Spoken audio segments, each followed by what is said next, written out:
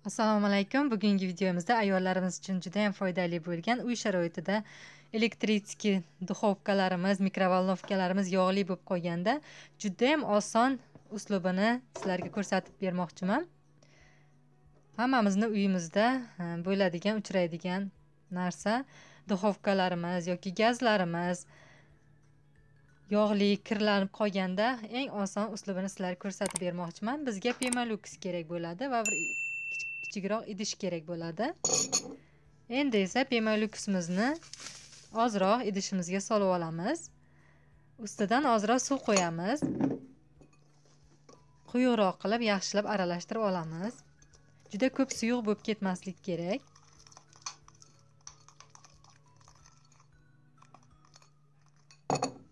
Shu shaklda aralashtirib oldik. Endi esa bizga bir dona gubka kerak bo'ladi. Birinchi o'rinda mikrovolnovkamizni tarelkasiga yaxshilab surtib olib qo'yamiz va undan keyin mikrovolnovkamizni ichiga, tepa taraflariga, hamma joyiga bir xilda qilib qalin qilib surtib olishimiz kerak bo'ladi. Ayniqsa shu duxovkalarimizni tepa taraflari ko'proq yog'li bo'lib qoladi. Hozir qo'limda telefon turgani uchun sal videoga tushirishim noqulay bo'lyapti.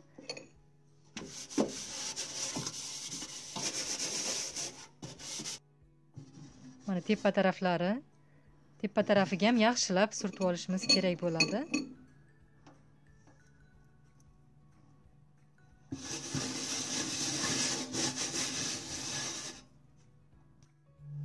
Ko'rib turganingizdek, hamma tarafiga, tepasiga, yonlariga, hamma tarafiga bir xilda qilib surtib oldim. Endi yarim soat qo'yib qo'yamiz. Yarim soatdan keyin gubka bilan ishqalab, tozalab, yuvib tashlaymiz. Hech qanday qiynalib, sim bilan qirishni keragi yo'q.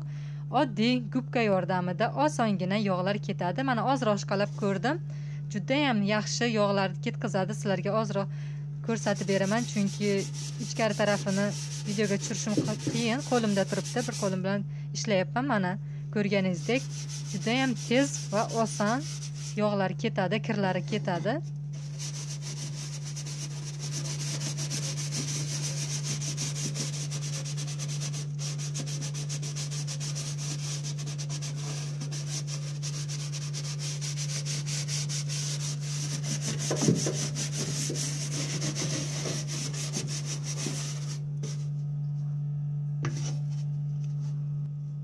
Sizlarga boshida videoga ko'rsatganimda ichki taraflari yog'li edi.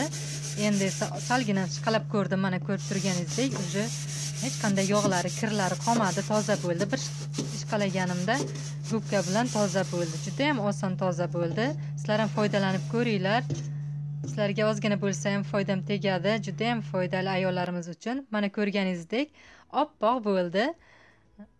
Anchadan beri tozalamagandim, video qilib ko'rsatishim kerak edi sizlarga oldingi va keyingi holatini. Bu tepasi, tepa tarafi boshida ko'rganingizdek qanday kir edi. Mana tarelkasini ham tozalab oldim. Sizlar ham foydalanib ko'ringlar. Gaz duxovkalarimizga yoki kuxnyadagi plitkalarimizga ham sal suyuqroq qilib surtib qo'yib, undan keyin tozalab tashlasangiz juda ham tez toza bo'ladi. Ayniqsa gazlarimizni yuvsak ham bo'ladi, tozalasak ham bo'ladi. O'ylaymanki, bu videomiz sizlarga foydali bo'ladi. Albatta, birinchi o'rinda mikrovolnovkamizni tokdan uzib qo'yib, undan keyin duxovkalarimizni ham tokdan uzib qo'yib, undan keyin tozalashimiz kerak bo'ladi. Ehtiyotdan bu bezopasmiz. Keyingi videoda ko'rishguncha hammaga xayr, sog' bo'linglar.